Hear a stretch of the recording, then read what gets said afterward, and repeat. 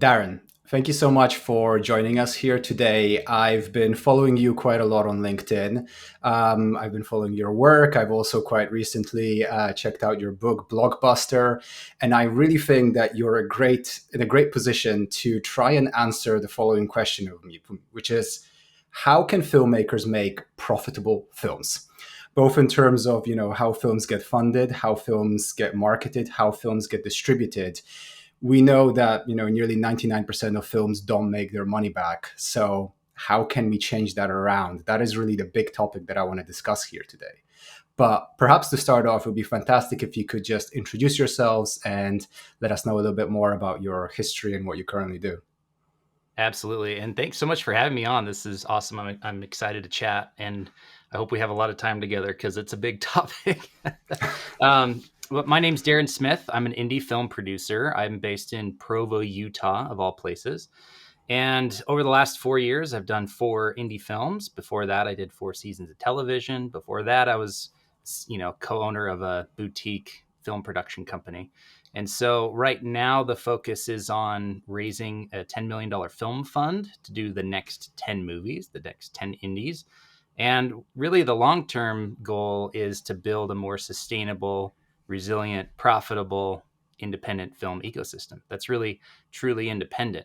And so that's what I'm spending all of my time and focus on now, is building that, starting with my own company. And then as I write books and post on LinkedIn and do podcasts, hopefully more people can, think the same things as far as like, how do we really do this in a sustainable way? And what's the model look like in order to do that? And that's exciting to me because it means we have a future filled with a lot more indie movies than AI generated slop. Absolutely, and we'll touch on AI a little bit because I think Awesome. it's an interesting topic as well. But I think For all sure. of this starts off with having the right mindset, which is a business oriented mindset. And I think a lot of filmmakers need to make that shift from really thinking of themselves just as creatives to really thinking of themselves as entrepreneurs. What are some of the key things that you think filmmakers need to do in order to shift to having a more business oriented mindset? Yeah, it's such a good question. And for context, you mentioned my book, Blockbuster. I'm Yeah. really inordinately proud of this book because the title is called Blockbuster, and the framework I walk people through is the 5-part movie framework. And so it's just very on brand. And I love how that played out. But you're touching on the very first step, which is mindset. And so I think it goes back to what I was just saying, with this idea of being truly independent. So that's part of it. The other part is realizing that you're a business and you need to act like one. So what does that mean? Well, my friend Dan Priestley, who's written a lot of books, I mean, half of them are like on my shelf behind me here, but he talks about how only oversubscribed businesses can be profitable. So what does that mean? Well, an oversubscribed business is one where there is more demand than there is supply. And so that's a big idea that we could spend the entire podcast on. But it goes back to basic supply and demand economics of, okay, if you have one movie and you have 3 distributors who want to either acquire it or partner with you to distribute it, well, you get the best deal because you're oversubscribed. There's more demand for your movie than there is supply. There's only one. But where most filmmakers find themselves is on the opposite side of that equation, going, well, I have more supply than there is demand. Even if you only have one film, you're taking it to a dozen festivals and hoping that there's somebody there, hoping they're a member or a part of a distribution or sales company, hoping they liked your movie, hoping they want to make you an offer, and hoping that that offer is more than what you spent on the movie. And hope is a terrible strategy. It's not how businesses are run. And so what it comes down to is realizing, okay, I have to manufacture more demand than there is supply. And if you can do that, you can be profitable, even if it's $100,000 movie, $1 million movie, a $10 million movie, it doesn't matter. If you have more tickets available than there is demand, it's really hard to be profitable. We had 2 movies come out last year, and we released on too many screens, in my opinion. We were on 400 screens, which as an indie filmmaker is amazing. I actually had 2 movies out on the same weekend. They overlap by one weekend. So as an indie filmmaker, I had 2 movies out on screens across America and some in Canada. And it felt amazing. And then you come back and you go, wait a minute, we oversupplied the marketplace. We had too many seats available. It would have been smart for us to do 100 or 150 screens and have more demand than there was supply for tickets, and we probably would have been more profitable. And so it really comes down to whether it's you're raising money or finding a distributor or selling actual tickets, you need that proper balance. You need to be oversubscribed. So that's the first part. We can talk on the other truly independent part too, but I tend to talk because I Yeah. get so excited about this stuff and I want to just download all the things in my brain to yours. And so I'll pause there.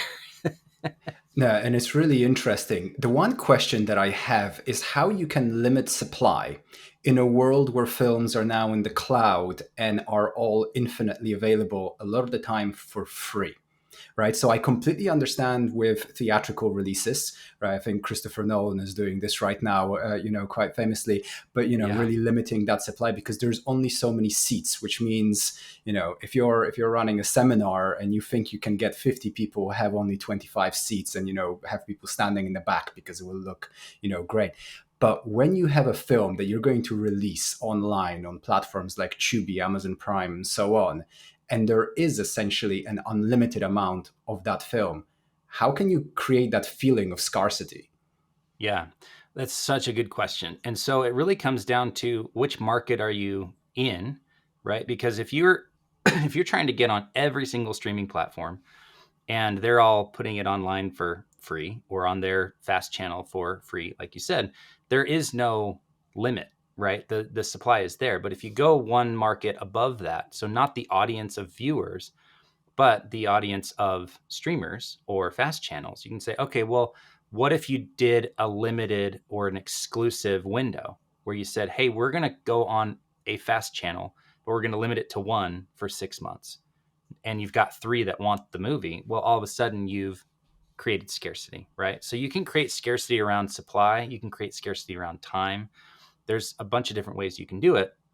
But part of it too, as a filmmaker, is realizing that if your plan is to put it on Amazon Prime or even on YouTube, there's no way to limit the supply and have it be less than the demand because the supply is unlimited at that point. If you put it on Netflix, if you put it on Amazon Prime, if you put it on YouTube, it's unlimited supply. Anyone, anywhere, anytime can watch it for free or for their very, very cheap monthly subscription. And all of a sudden, there is no scarcity, which is why a lot of filmmakers struggle to make money on those platforms. I mean, I've read about filmmakers who were making $100,000 a month on Amazon Prime in the rental side, rentals and purchases, so not the streaming side.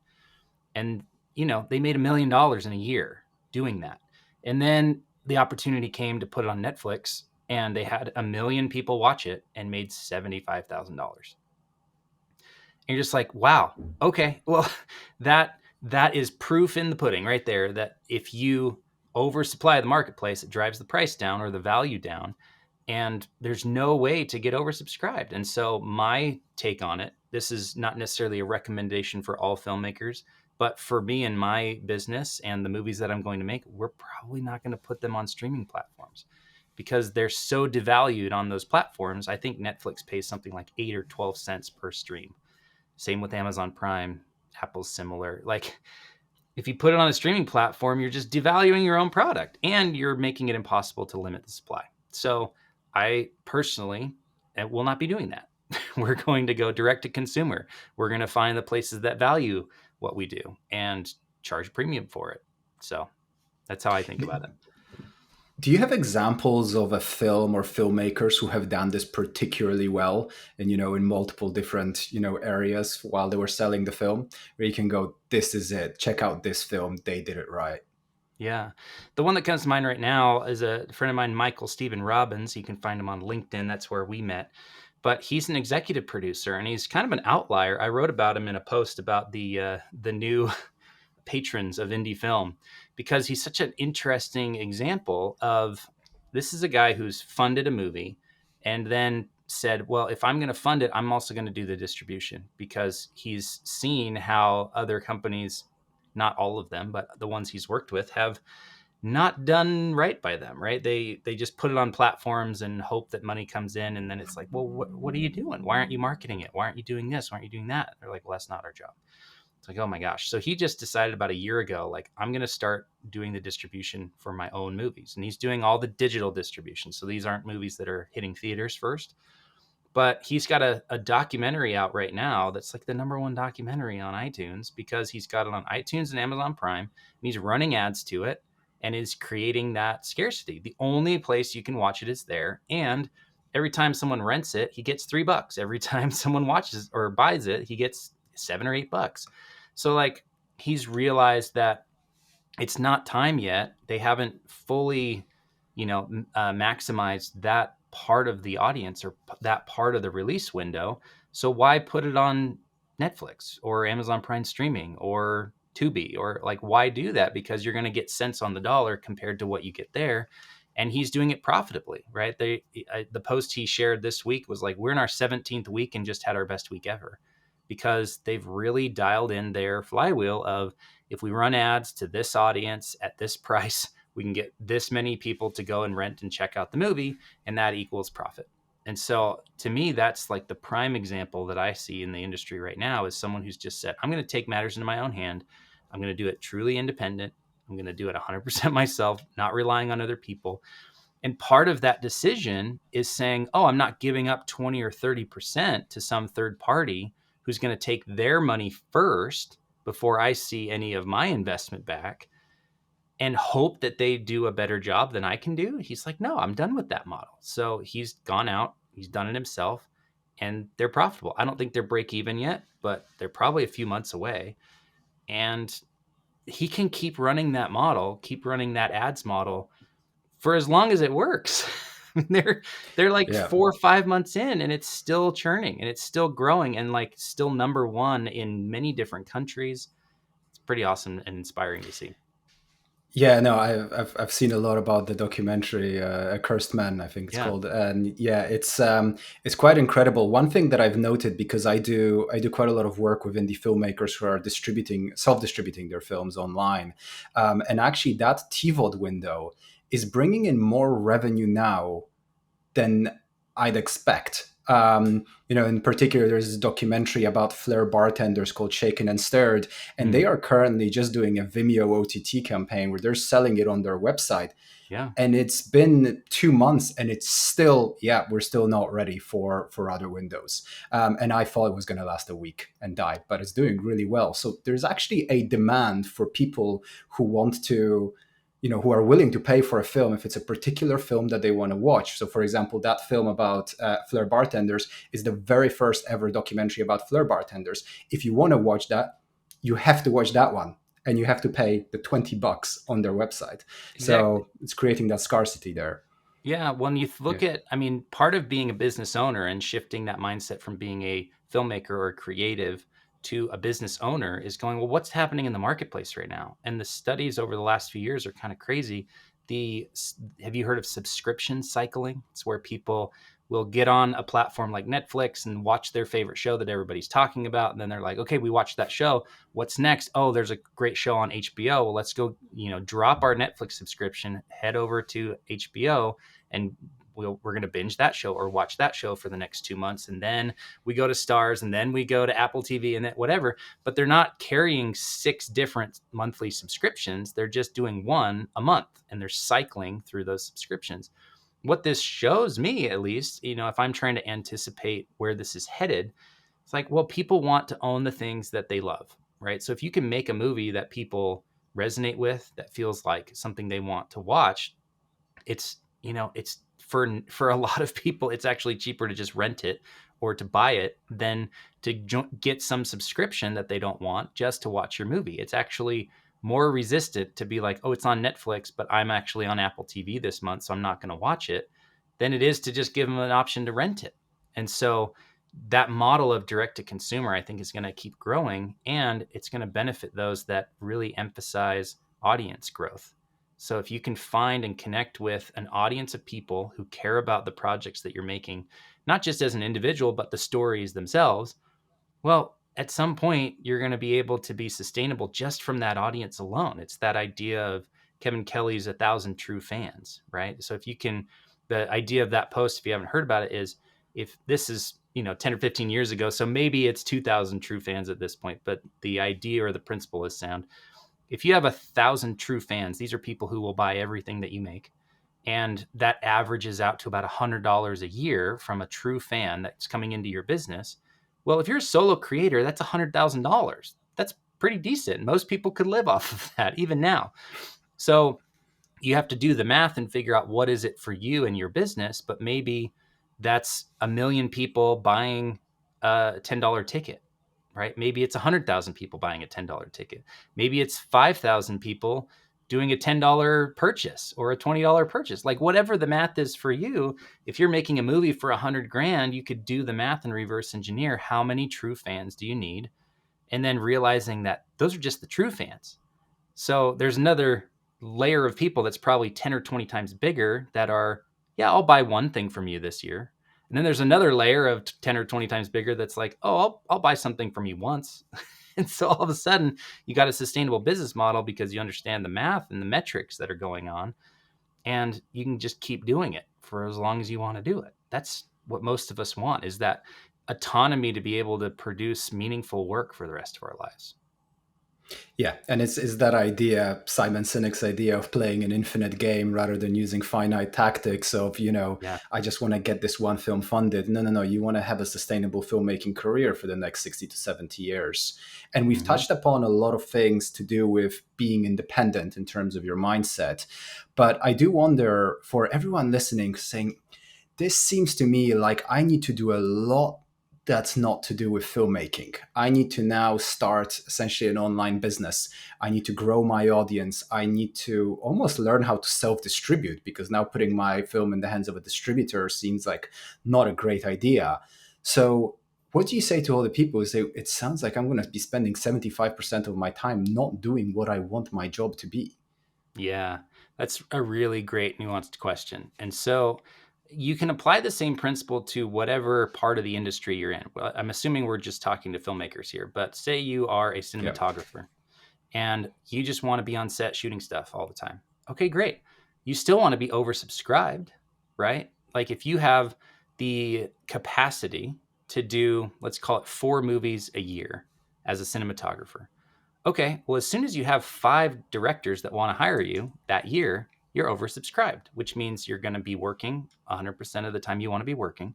You can charge a premium because if they don't say yes, the next person will. You got people in on the wait list that are ready to hire you and willing to like shift their dates in order to have you shoot their movie. And so part of your job as a business owner of the cinematography business is getting oversubscribed and going, okay, well, part of my process, part of my business is marketing. So instead of just going and shooting stuff every day, what if you posted one picture a day from set with this big, awesome camera rig and this great setup and this really great lighting and a shot of the screen that's showing the shot that you designed and set up and lit? Like, if you did that every day and interacted for, call it 10 minutes a day on your lunch break on Instagram or whatever, like, you don't have to go create short form video or any of that stuff. Just post a picture a day and go, this is what I'm doing.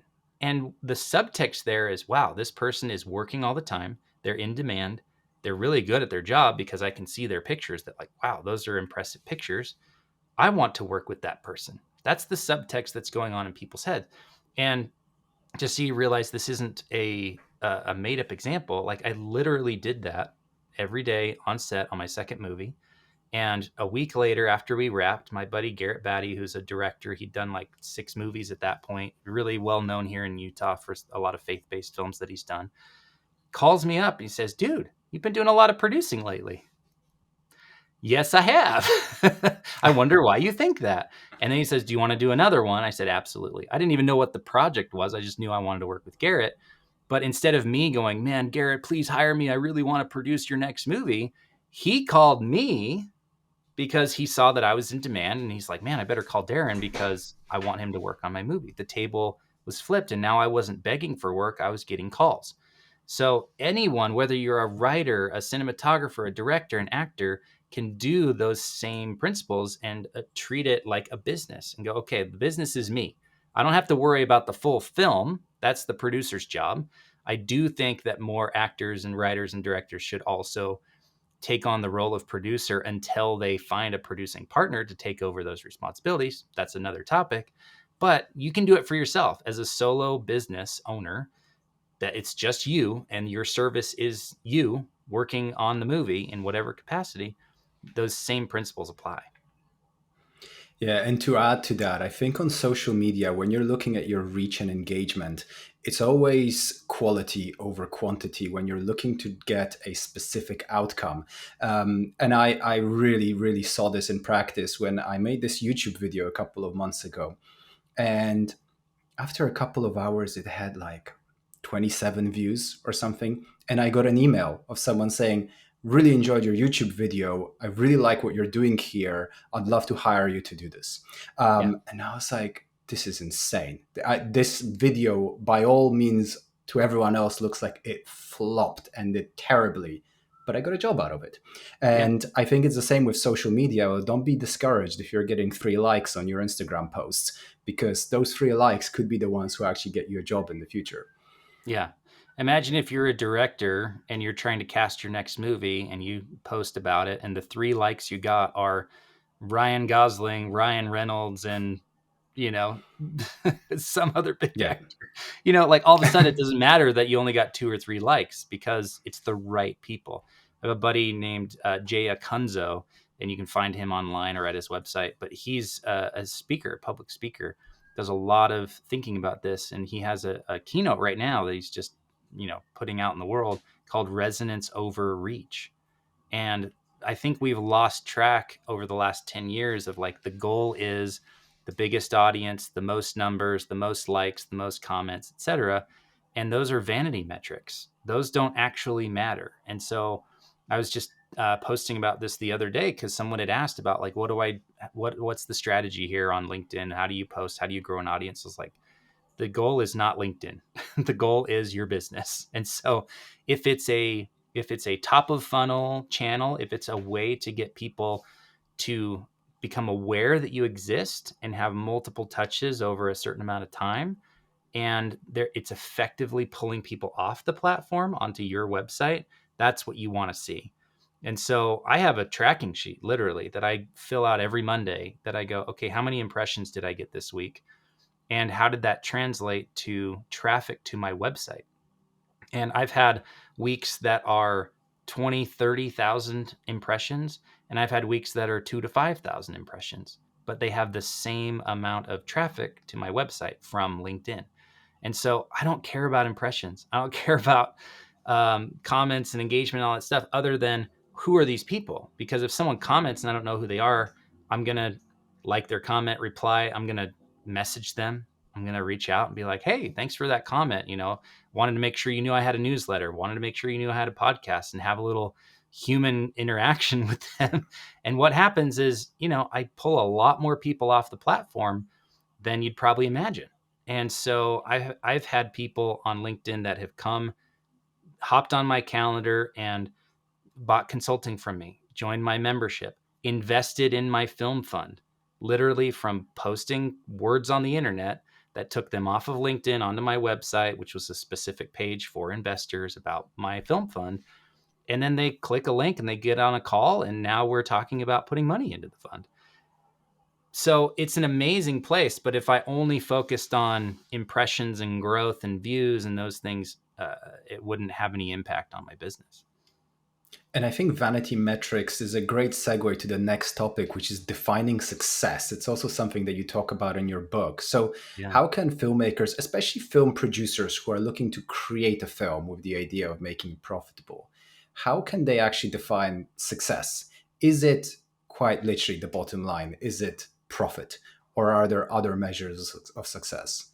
Yeah, this is great. So, like you mentioned, the first step in the movie framework is mindset. The next one is outcomes, and so outcome success, I kind of think of them as the same way. Like, what are we after? What's the goal here? What are we trying to do? I was on a consulting call with a gal 2 weeks ago, and she has some opportunities for a project, And I asked her that very question. It's like, okay, well, what does success look like? What are you really building for? Are you trying to get this seen by as many people as possible? Are you trying to make a profit? Are you trying to have an impact? Like, what's the goal? Because those things might be at odds. Trying to get it the most money may have very little impact, or vice versa. She's like, wow, that's a good question. I agree. And so I ask people the same question. I'm not going to define success for you. That's everyone's job with their own business, because there's very different businesses to say, well, I just want to be able to do the job I love for the next 40, 50, 60 years, like you said. And that's a very different outcome than I want to be the next 824 and have $1 billion valuation.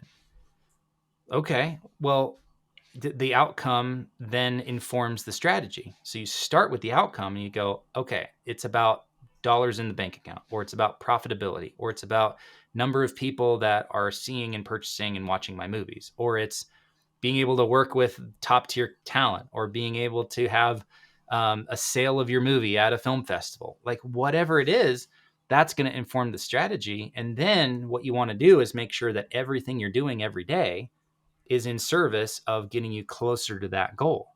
So there's this phrase, does it make the boat go faster? Right? That just means, like, if you're on a rowing team and you came up with a new idea for a different kind of stroke, it's like, okay, well, that doesn't necessarily mean it's a bad idea just because everyone has always done it this other way for 100 years, but test it. And does it make the boat go faster? And if it does, then great. Everybody should switch to that new type of stroke, and the boat's going to go faster and you're going to get where you want to go faster. But if it doesn't, then drop it quickly. Like, it's okay to do little tests. But what I see a lot of times is people on 4 different platforms trying to grow awareness and an audience online. And I go, your investors aren't on TikTok. You're trying to raise money right now. How does building an audience on TikTok help the boat go faster, to use that phrase? Well, it doesn't. It's like, okay, well, then you probably should take the 10 hours a week that you're spending on TikTok and just go find investors who have already invested in indie film. Just go to IMDb Pro and click on the movies that are like the one you're trying to make, and message the investors that have already done it. Go, hey, I love the movie you invested in. How was the experience? I'd love to talk to you about it. Okay, doing that for 10 hours a week is going to get the boat to go way faster than, dancing on TikTok. Yeah, and I find that in particular with film producers who are making short films, find that they never know why they're really making the short films. It's this week we've got a film funding summit happening, and I'm hearing a lot of pitches from a lot of different film producers who are looking to make short films. And very few of them have a clear goal in mind. A lot of them say, well, it's sort of to build my career and maybe to do the proof of concept and to just build my portfolio.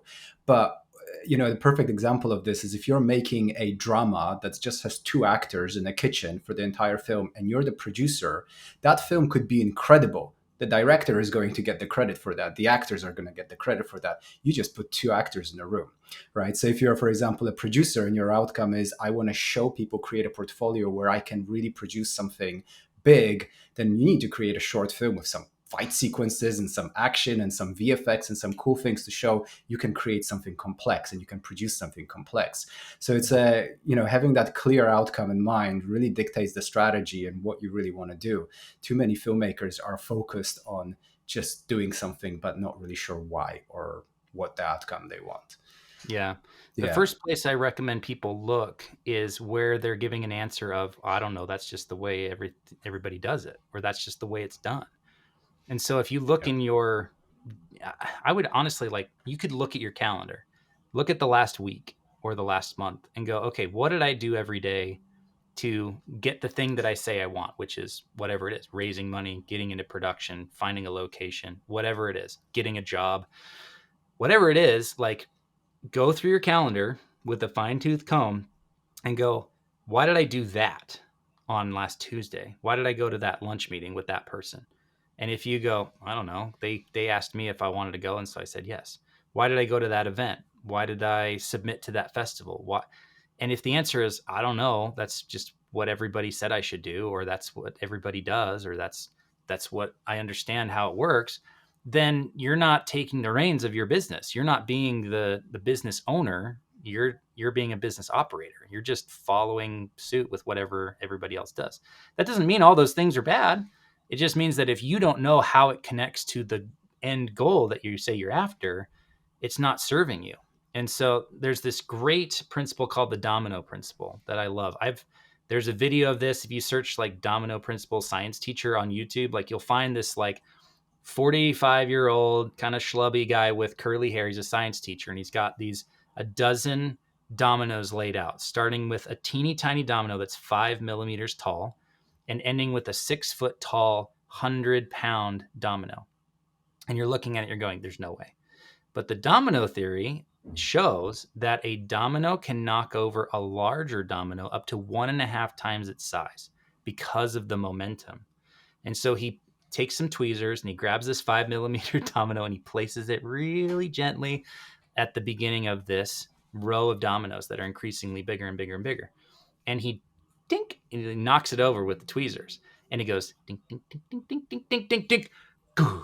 And it knocks over, after a series of 10 or 12 dominoes, 100-pound, 6-foot tall domino, starting with a little 5 millimeter domino.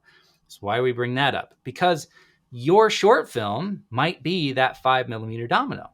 But if you just knock it over, dink, and it falls to the ground without hitting anything else, there's no momentum to get you the next thing, the next thing, the next thing, the next thing. So what you want to be thinking about is, okay, what is that 6-foot tall, 100-foot domino in your career right now? For me, it's this film fund, right? That's the thing.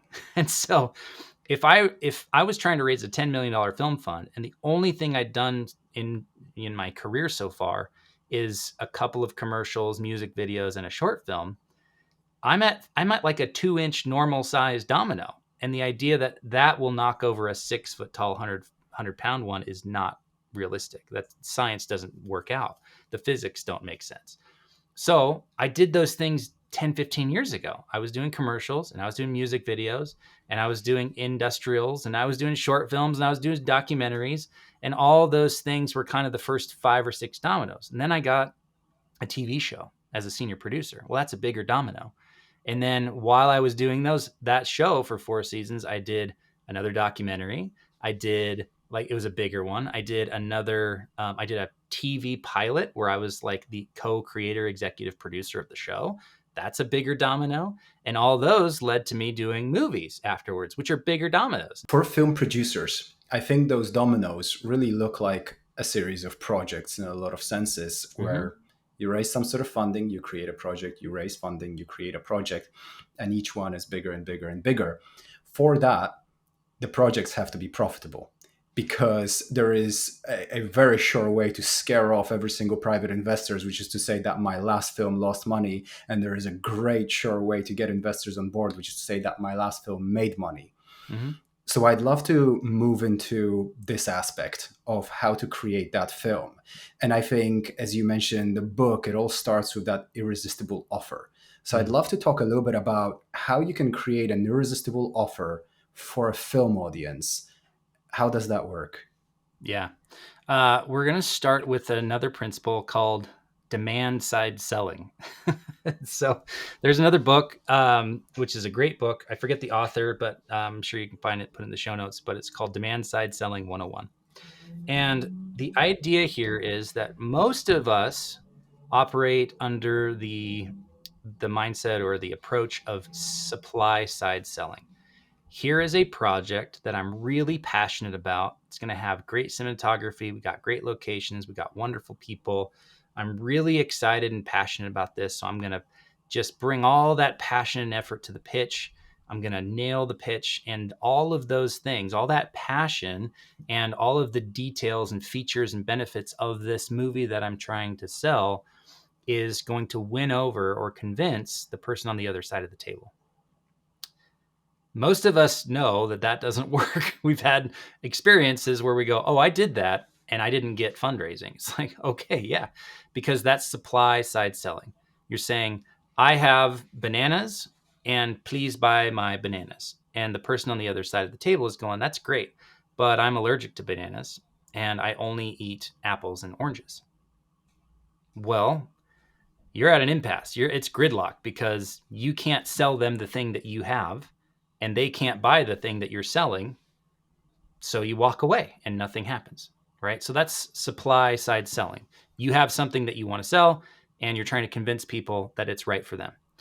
So the flip side is demand side selling. And it's understanding that there is a current demand in the marketplace. And if you can seek that out, everything becomes incredibly easy. So, what does this look like in raising your next project? I've had filmmakers come and talk to me as, in a consulting capacity where they're like, I just can't figure out why I'm not raising money. It's like, great, who are you talking to?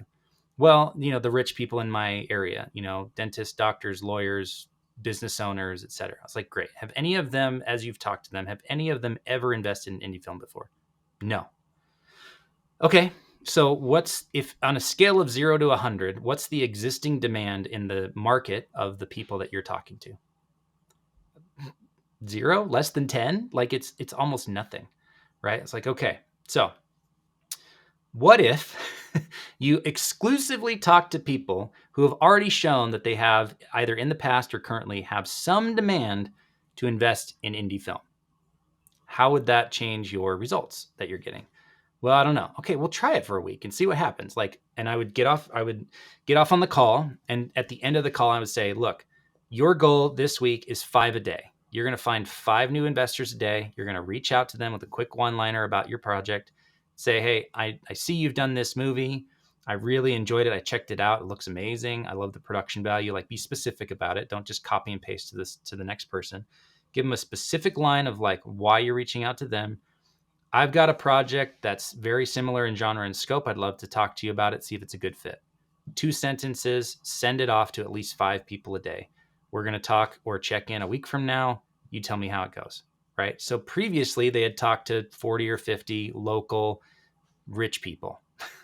0 responses, 0 sales. They spend a week, they reach out to 25 people, right? They get 10 to respond, go, oh, that's cool. Yeah, I'd be open to a chat. 3 of them get on a call, and 1 of them is now interested. So fewer people that they talk to in the same amount of time, but way outsized results, because what they did first and foremost is they went to find the existing demand in the marketplace. They said, oh, I've got bananas. I'm going to go to the banana stand and I'm going to sell bananas because that's where all the banana people go to buy bananas. Great. So aligning yourself with the demand that currently exists is step 1. Quickly, step I 2 have a is, oh yeah, question. please go Sorry, ahead. yeah, go on. Because I've got a question on that. Yeah. A lot of people will have this question listening to what you just said, which is you talk about finding these private investors who have already invested in films. How? You mentioned IMDb Pro as one of the options. What I found is that this can work, but you go through IMDb Pro, you find films that are similar to yours, you look at all the executive producers, and 95% of them end up being sales agents, people who might have done some like gap or debt financing, people who are actually just involved in the project, or people who helped find the private investors or structure the company for an investment. But how can you filter through those to actually find the people who gave money? And what other tools are there or places where people can find private investors that you found are effective? Awesome. Great question. So I will literally share my exact process for how I'm raising a $10 million fund. It is, Perfect. I mean, I'm doing a lot of local outreach. So yes, I'm trying to create new investors as well as find the existing directors or investors that are already in this industry, because I feel like in order for us to really build a truly independent, resilient, profitable indie film ecosystem, we're going to need new investors.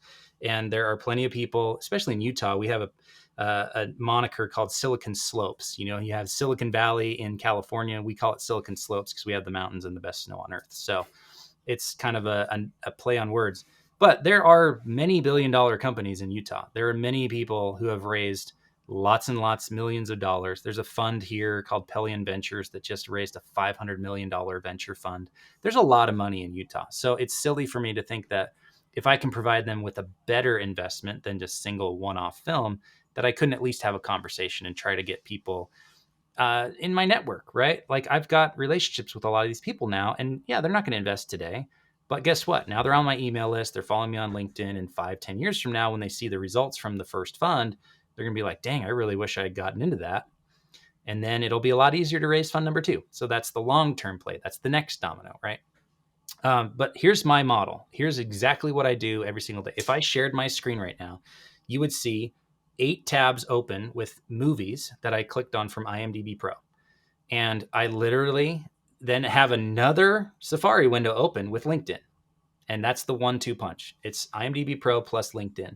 So you find them on IMDb Pro. If they have contact info, that's great. I prefer sending them an email over connecting with them and sending them a DM on LinkedIn.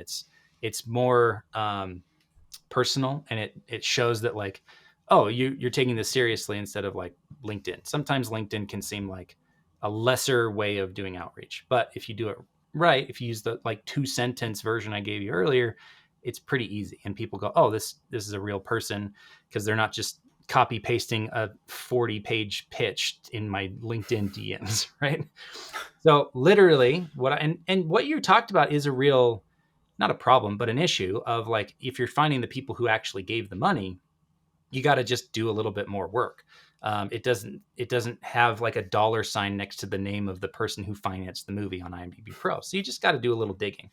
So you get on IMDb Pro. Maybe there's 8 investors or 8 executive producers on there. We'll hop over to the other window and search each name on LinkedIn. And if it's like some random business owner in New York, it's like, oh, well, maybe they're a finance person. But if it's like, yes, XYZ Films International, it's like, okay, they're a sales agent. If it's, you know, Media Bank, it's like, oh, yeah, they're gap financing. It's like, okay, so you can rule people out pretty quickly. But guess what? It's also not a bad thing to have all those people in your network. And so I like to message all of them. I like to connect with everyone that was involved with the movie, because it's definitely not a bad thing for me to have 100 sales agents following me and connected with me on LinkedIn, seeing my posts every day. That's not a bad thing. So I don't avoid them, but I don't reach out to them going, hey, I want you to finance my movie, right? I'm looking for the 1 or 2 that maybe put up the money. And there will be times where you get through a movie on IMDb Pro and you're like, I don't think there's a single financier. How did they finance this movie? Well, if it really feels like the movie that like aligns and is a good comp, it's similar in budget and scale and genre and types of actors and all that kind of stuff. Well, okay, go find it on wherever. Find it on Apple or find it on Amazon or Netflix or wherever it's at, and go to the end credits or the opening credits and figure out who the executive producers are. Because sometimes EPs don't want their name on IMDb Pro. So again, you're just doing a little bit of digging. That's why I told this client of mine, 5 a day. It's going to take you an hour, but do 5 a day. It might take you 2 hours if you have to do a little digging, but that's treating it like a business and going, okay, I'm going to do some prospecting today. I've got an hour of prospecting. That's part of my business today. I'm going to go and find 25 leads this week. And prospecting and lead generation is different, because a lead is someone who's, you've got their contact info, right? Ideally, they've given you permission to contact them. So the last part of the process that I use is, when I find someone on LinkedIn, I just connect with them. I send a request to connect. I don't attach a note or anything like that. I'm not paying for LinkedIn Premium, so I don't have the ability to just message everybody I want whenever I want. But I literally just send a connection request. Because if you look at my profile on LinkedIn, it's very clear who I am and what I do. I'm an indie film producer creating blockbuster indies.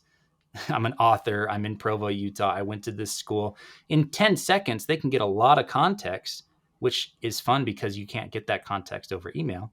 So sometimes it's even better to do LinkedIn. But I send them a connection request, and probably half of the people that I send those to will connect.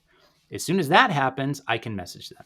I go, hey, thanks for connecting. Here's what I'm up to. I see that you're doing this. I'd love to have a chat to see if there's a fit. Very straightforward, to the point. I'm not asking you for money yet. I'm saying, I've got something that I think you want. I sell bananas. It looks like you like bananas. Let's have a chat and see if you want to buy some of my bananas, right? And so that's how I'm getting a call a day with investors. I'm reaching out to probably closer to 50 people a week.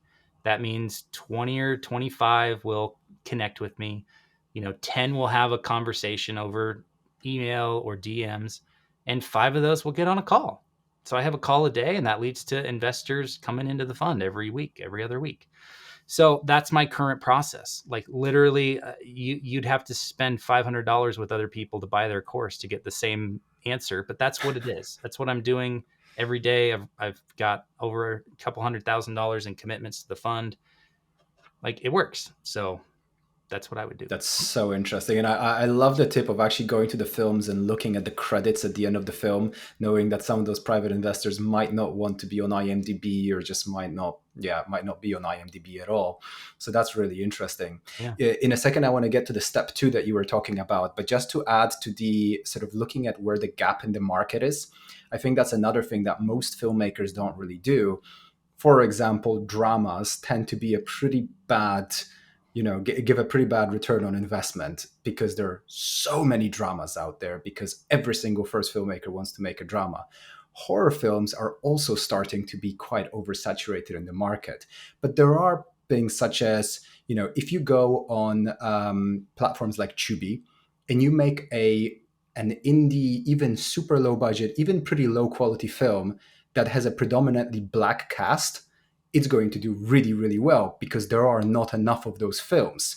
Tubi is out searching for films with predominantly black casts because there's such a demand for that and not enough supply. So it's thinking in those terms that I think is really interesting that most filmmakers don't. They think about what they want to create rather than what the audience actually wants and what the market needs. Yeah.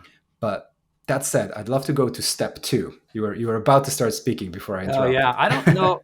I probably said step two. It's more like the next level of it. If you want to take this to the next level, you don't just focus on demand side sales. The next step is who are the people who already overvalue what you do?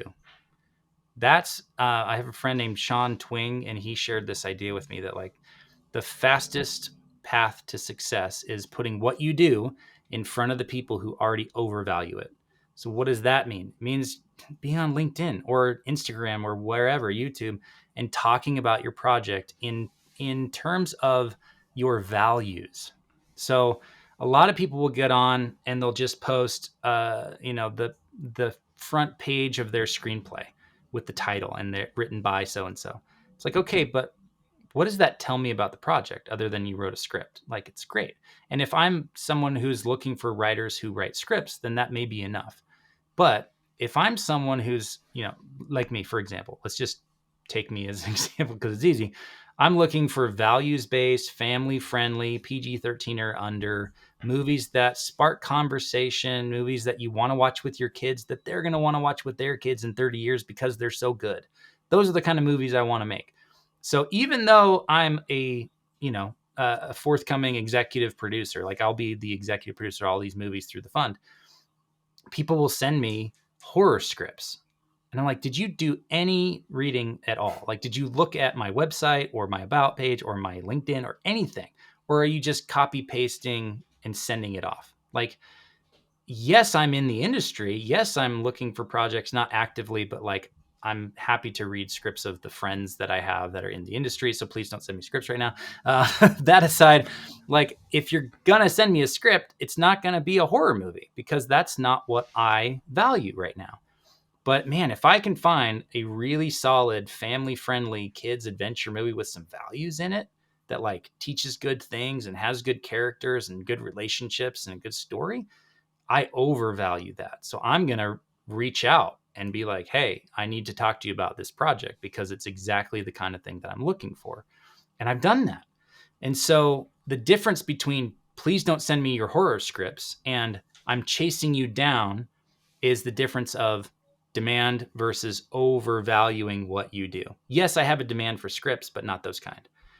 So if you really can align yourself with people who overvalue what you do, and then the next question is, well, how do I find them?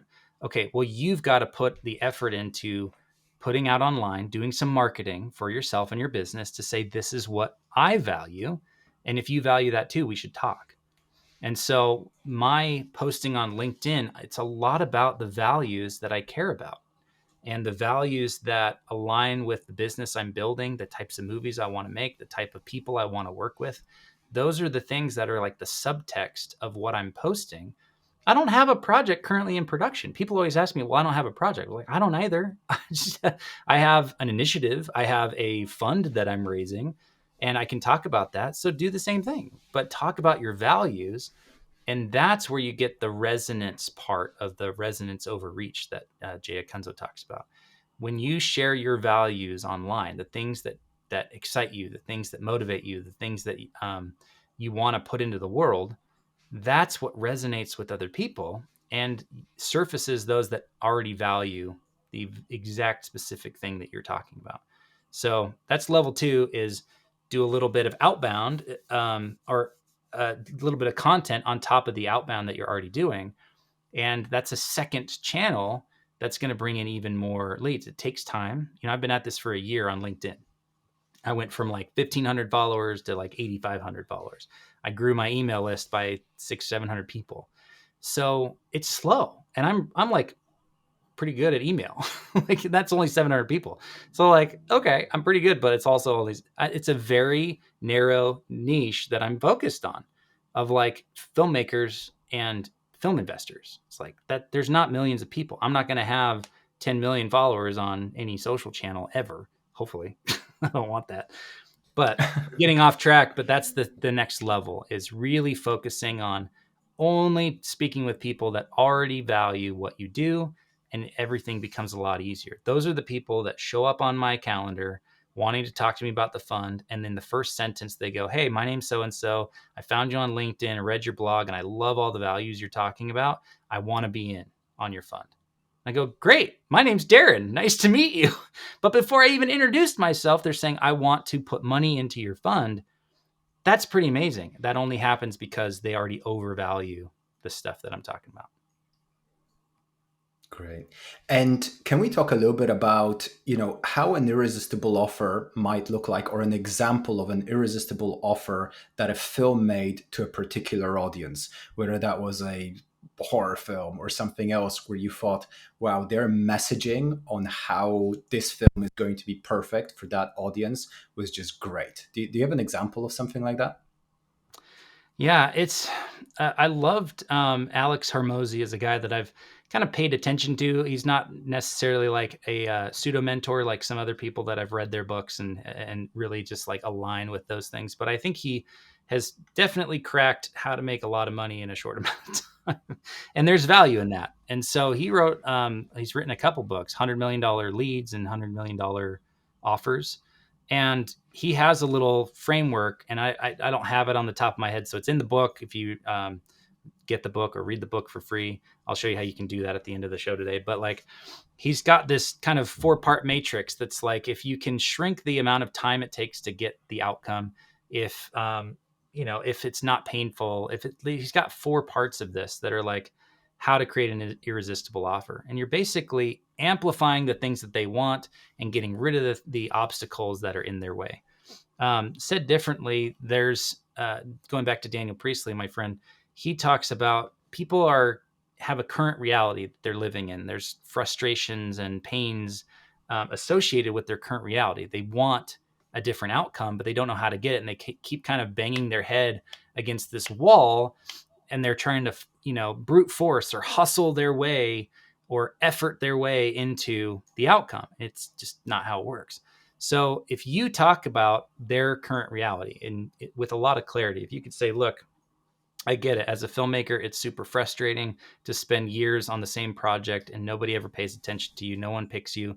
You can't get any movement. You can't get any progress on it. Every time you talk to somebody, they're not interested, and it's your passion project, and you've sacrificed so much time and effort and money and opportunities to try to get this project made, and it just hasn't worked. I get that. All of a sudden they're like, "Oh, this guy gets me."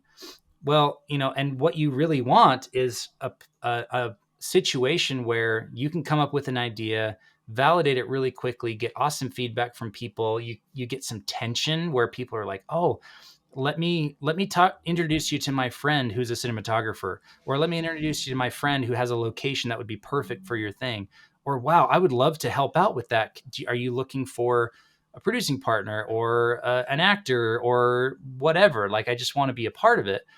Okay, well, how do you do that? Well, I've created a product. I've created a course or a book or whatever that teaches you a 5-step process from how to go from your current reality to your desired reality. And it's $20, right? Like that's what you do. You show them that you understand their current situation and you highlight all the things that they want in their kind of desired outcome or desired reality. And then you provide a path of least resistance. So an irresistible offer may not be a book, but if you said, hey, I'm looking for 3 projects that have struggled, and I'm going to pick 3 that I think have a really good chance of turning into a short film or a feature film, well, a lot of people would sign up for that offer, right? Because it's kind of a no-brainer, irresistible, like, oh, what if I said it was free, right? I'm going to get paid on the back end. There's no upfront cost. So submit your screenplay, submit your project here, and I'm going to work with you as an executive producer to help you crew up, get it financed, put it into theaters, get it made, find an audience. We're going to do all those things. You don't have to pay me anything up front. I'll take my cut on the back end because I'm confident in my ability to make this happen. How many people do you think would send an email to me? Like that's a pretty irresistible offer that I just made up on the spot. It's not a real thing, so don't email it. But like, you know, it's it's creating the feeling of trust that you can do what they want you to do, right? That your solution is going to get them the desired reality that they want. So quickly, let's put that into the framing of, okay, you're talking to investors. Well, what's their current reality? The market is crazy right now. Inflation's happening, tariffs are happening. There's a lot of uncertainty. We just found out that like the S&P 500 is like 40% of your money that's in the S&P 500 is going to the top 10 stocks, which are all tech stocks. So if there's a crazy tech bubble that happens again, then like 40% of your value and like that's what they're thinking of every single day is where's my money at and how is it growing or what's at risk. A lot of people are taking money out of the market right now and just holding cash. So you got to understand their language and their current situation. So maybe talk to people, maybe do some Googling or some ChatGPT research and figure out what's the current mindset of an average investor these days and go, okay, well, how can I give them something that's exciting, that's fun, that's de-risked, that has a lot of upside, and maybe has some other things that are attached to it that aren't necessarily financial in value? What if their daughter can be in the movie as an extra? What if we use their ranch as a location and pay them a little bit of money as a location fee? What if they can come to the premiere and introduce the movie in front of all their clients and coworkers and friends? Like you can make up a whole bunch of things and go, this is exactly what they want. And I'm going to present them with that. And that's literally what happened on our last movie. We were talking to like a real estate investor who had never done movies before, but he was bored. He felt like it wasn't providing any value to the world. And he's like, I really want to be involved with movies that can make people feel better and help kind of spread the gospel of faith and help people have hope. We're like, well, we've got a movie for that. And we're raising money right now. Do you want to do this? And he's like, yeah. And he funded the whole thing because we presented him with the desired reality that he wants. And this investor was on set half the days. He brought up his side-by-side ATV and lent it, like just let the production use it to get up and down this hill at this mine that we were filming at. He and his assistant were there like half the days. They got to know the cast and crew. They ate lunch with us. They came to the premieres. They did everything. They had the full experience, and that's what he wanted. So if you understand their current reality and their desired reality, then you can craft this kind of path of least resistance that gets them from one to the other so they don't have to keep beating their head against the wall. Now, since you are on calls nearly every single day with potential investors, you must have a way to do this, which is say somebody sends that LinkedIn or that message or that email, an investor says, yeah, sure, I'll have a call with you, and you get a call with them. Now, based on their LinkedIn profile, you don't necessarily know their desired reality. How can you quickly figure that out on the call? Because I'm sure that, in that case, you get on the call and you'll talk a little bit about the project, but the big part of the call is also going to be figuring out who they are and what they want. How do you figure that out? Because you can't exactly go, what is your desired reality? Right. I guess I have a few ways, but one of the things that I do on a call is I don't start pitching until they ask me to. And so I've had calls that are 20, 30 minutes long where it's just get to know you and we're chatting. It's like, great. And they go, oh my gosh, I have 5 minutes left, but you didn't tell me about the fund. I was like, oh yeah, sorry, we were just chatting. And I have a 1 minute version, a 3 minute version, a 5 minute version, a 20 minute version. Like I can talk about the fund in any different way that they need. But I've had calls where 20 of the 30 minutes or 20 of the 25 minutes is banter and rapport building and getting to know you and finding common ground. And they go, by the time they ask me, they're like, I like this guy. Okay, sorry. So tell me about the fun. And I go, great. We're putting it together. We're hitting our 2 million milestone by the end of this month. I'd love to have you involved. What questions do you have that I can answer for you? But it feels like a good fit. We didn't talk about the fun. It just feels like he likes me and I like him, or she likes me and I like her. And it sounds like a good fit, right? They wouldn't be on the call if they weren't interested. So I just kind of focus more on the relationship building because people only invest in people that they know, like, and trust.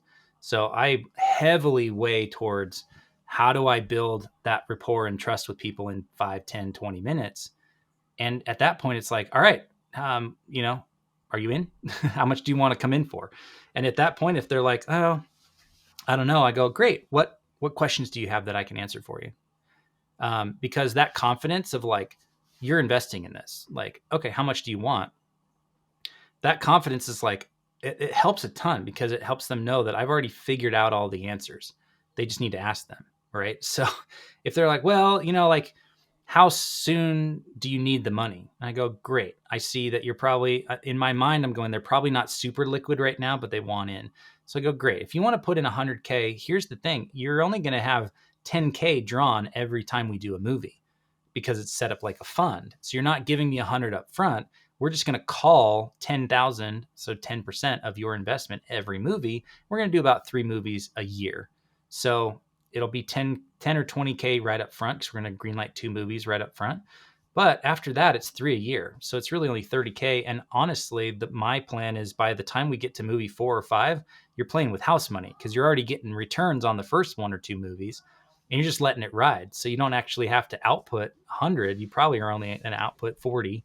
And then you're going to start re-upping or just putting it back into the fund. They go, oh, wow, that's awesome. Yeah, let's do that. Great. I'm going to send you a link. Click it, sign up, ready to go. Right.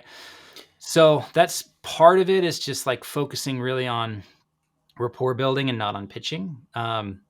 Because if there's no tension and they're not asking, then maybe they're not ready, right? I'm not here to convince people to invest in the fund. I'm here to provide the opportunity for them to do so. It's a little shift in mindset, but that gives you the confidence that they want to see in someone who knows what they're doing. But to actually answer your question, how do I find out that current reality and that current demand? I ask them, all right, so tell me about movies. What do you love about movies right now? Or tell me about your history with movies. Like, is this something you've loved your whole life or something you've just recently done? Like, do you and your family go to the theater often? It's all those kind of questions of like, just tell me about where you're at with movies. Tell me about your relationship to movies. And in that, they're going to start answering, and that'll spark other questions and follow-ups. And I can dive, ooh, that's really interesting. So tell me about, like, oh, so you were an extra on a movie a couple years ago. What movie was that? Was it here in Utah or was it somewhere else? Like, oh, cool. Who did you work with? Right. And I'm going, okay, cool. They've been on set before. That's very different than someone who's never invested in indie film or been involved with indie film. Okay, cool. Well, so did you love it? Like, was being on set like the thing that got you excited? It's like, oh my gosh, I would give anything to be on set again. It's like, oh, awesome.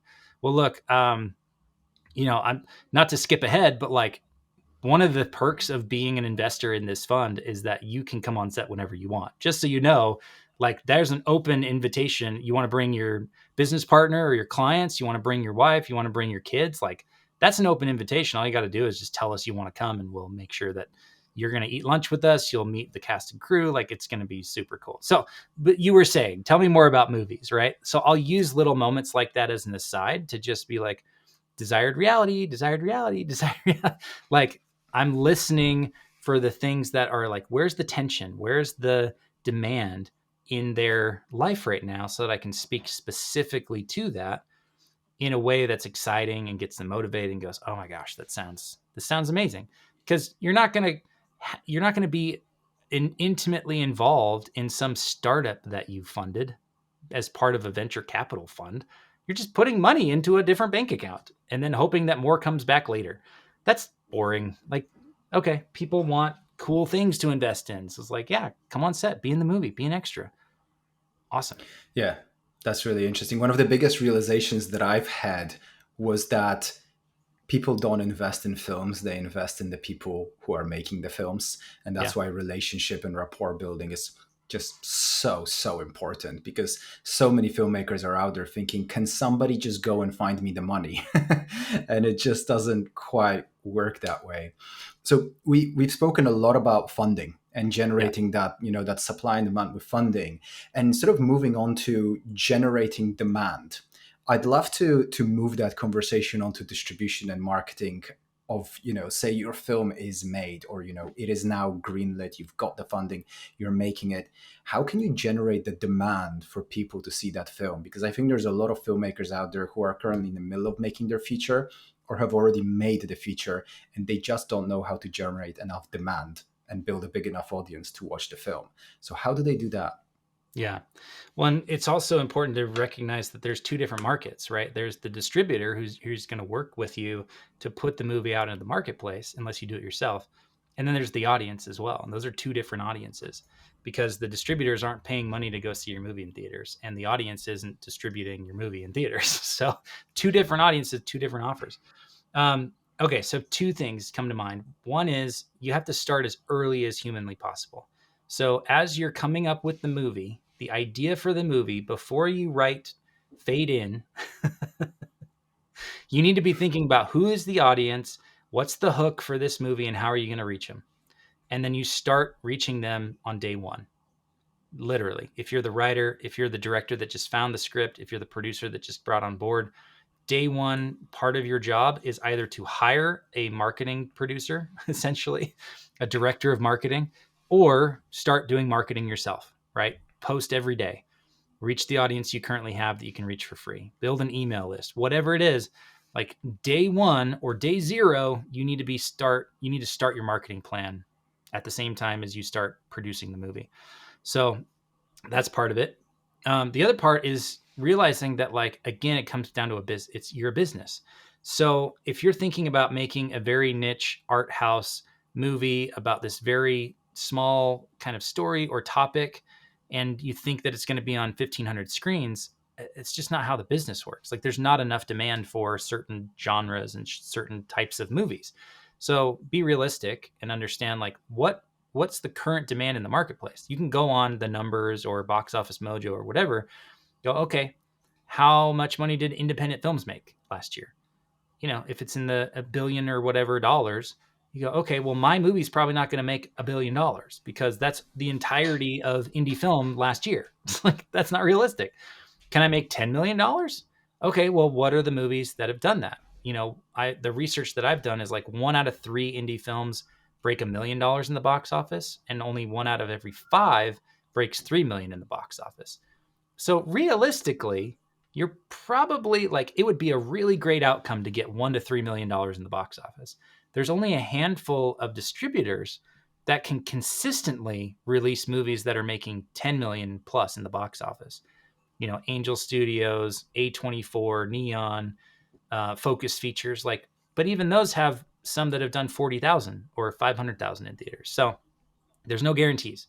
But realizing that, okay, out of all the distributors that exist, and if you go on, I have a post on my blog that's like, who should distribute your indie film? If you go there, I have a list of like 100 distributors, and I know there's more than 1,000 that have distributed a movie in theaters in the last 25 years.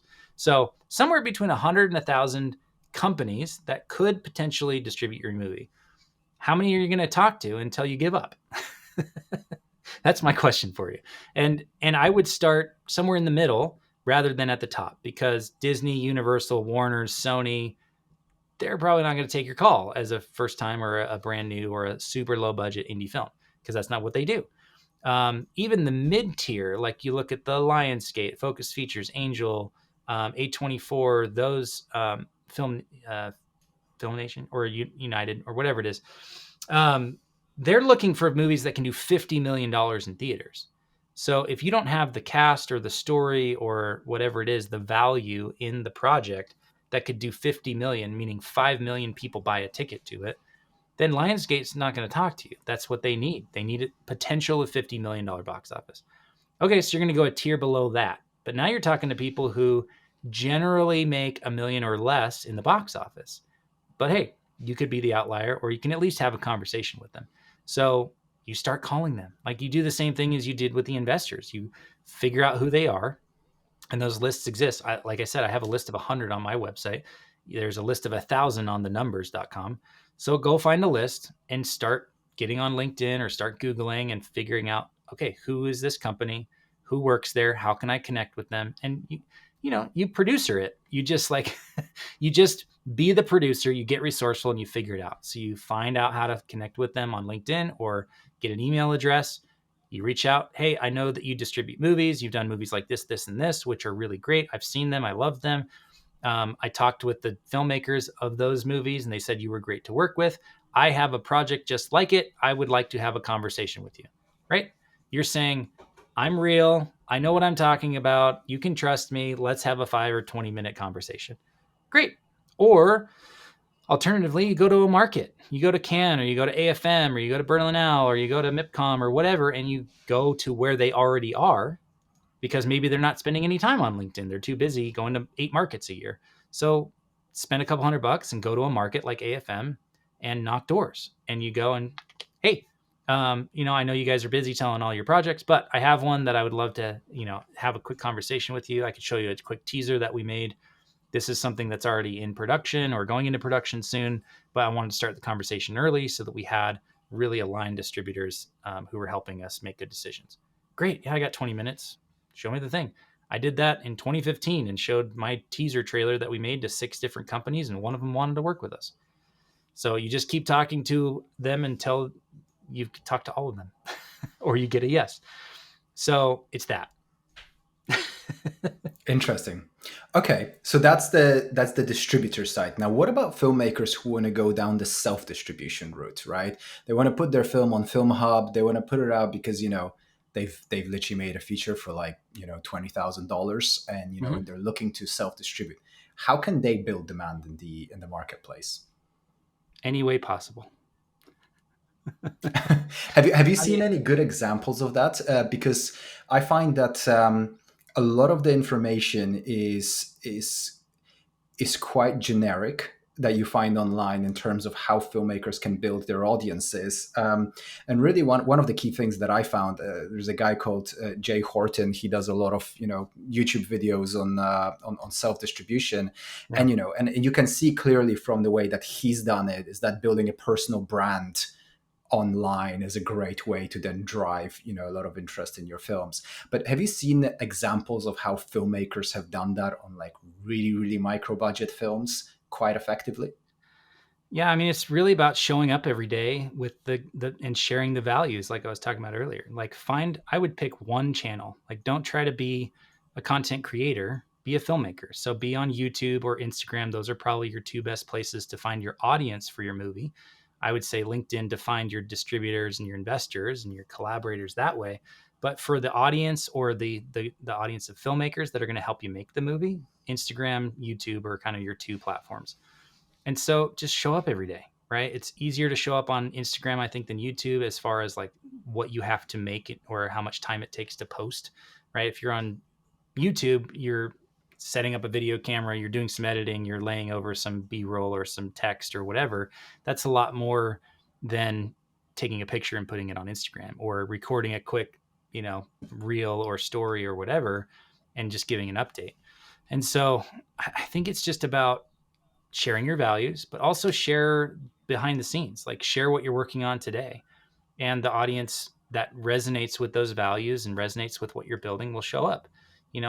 I don't know that I have good examples because I haven't focused too much on self-distribution over my career. It's always been the goal of theatrical releases.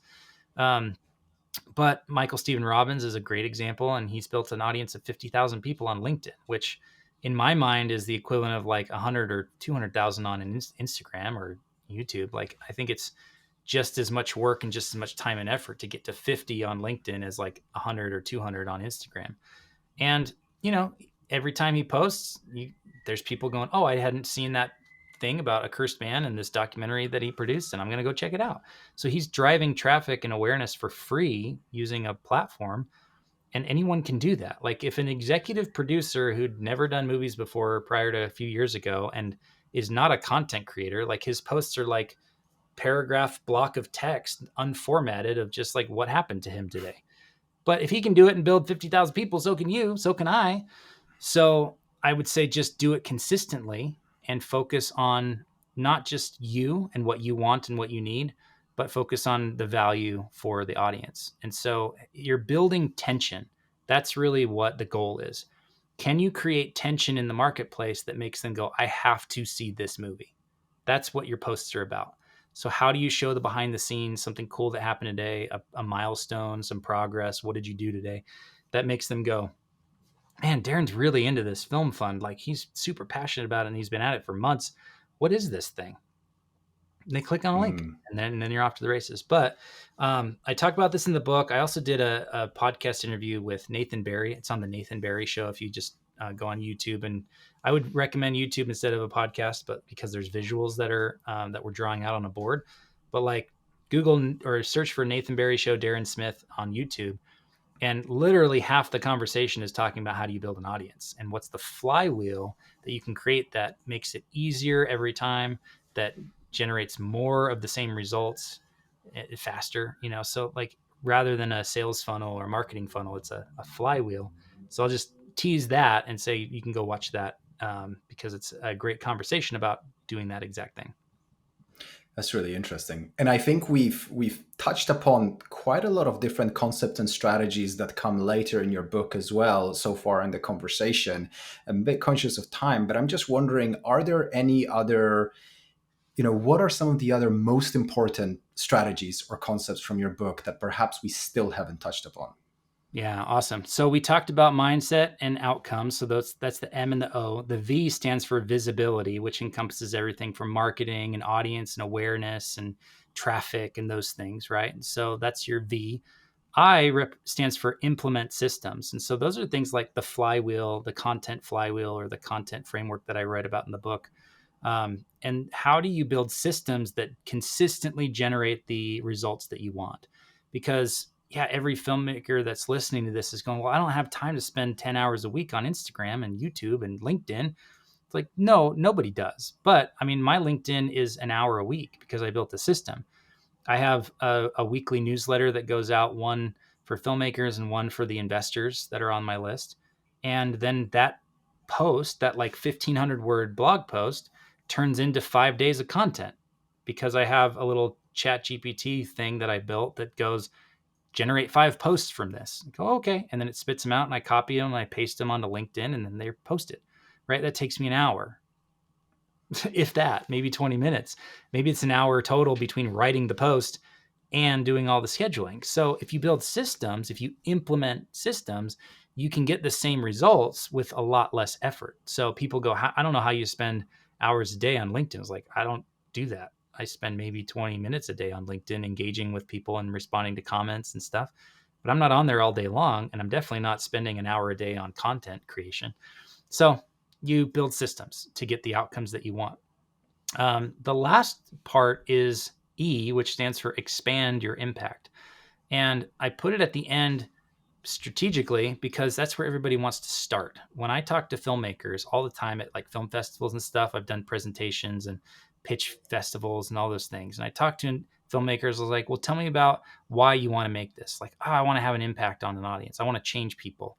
And you're like, okay, but you can't start there. So that's why I wrote the book, because everybody was telling me like, I want to have this big impact. I want to make a lot of money. I want to have a big audience. I want to do all these things.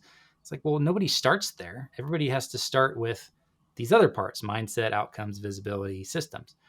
So I put it at the end because yes, there are ways to expand your impact. You can go deeper with the audience you have, or you can expand the audience width wise. So if you're a very niche horror thriller filmmaker or a horror filmmaker, maybe you expand horizontally and now you're horror thriller. or horror thriller comedy, or horror thriller comedy space, or whatever it is. Like, you just expand to bring more audience into your filmmaking world. Or you can go deeper, right? So that's more my model, which, I have a business that's also next to this, film fund and raising money and stuff. But I have everything from a book to a membership to consulting to I'm hosting a 3-day retreat in September for producers. Like, I have depth with the audience, and so and I have the investing, right? And so I have this kind of tiered stack of a product ecosystem that serves everybody no matter where they are. If they want free content, I have a ton of that on my blog and podcast. If they want a methodology, if they want a framework, that's in the book.